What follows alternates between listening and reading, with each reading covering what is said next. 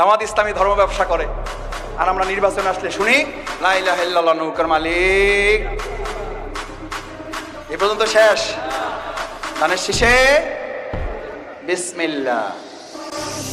আজ যারা আজারি কিংবা ফাজারি বলেন, আপনাদেরকে লাঞ্ছনা এবং অপমানের শেষ ঠিকানায় পৌঁছে দিতে ওই আল্লাহর সময় দরকার হবে না। যেন আসার নাকি মাসার একজন আসে, আগে ওরা খাইছে এখন এরা খেতে চায় না, কি বলছেন? নামকে বিকৃত করা থেকে বিরত থাকুন। বিএনপি নাকি চাঁদাবাজি করে, বিএনপি নাকি দখলবাজি করে। ইসলামপন্থী আলেমগণ যখন চাঁদাবাজের বিরুদ্ধে কথা বলে, একদল খাইছে আর একদল রেডি হয়ে গেছে, তখন ওই কপাল পরা জামাওয়ালার মতো লোকেরা জট করে দিতে চান। মনে রাখবেন, খলিফার কাজ ভেঙে চুরে তছনছ করে নতুন একটা বাংলাদেশ বিনির্মাণ আমরা করবই। আলেমদের বিরুদ্ধে লেগে একদল হেলিকপ্টার উঠেছে, আলেমদের বিরুদ্ধে লাগলে আর একদল হেলিকপ্টারে উঠতে পারবেন না।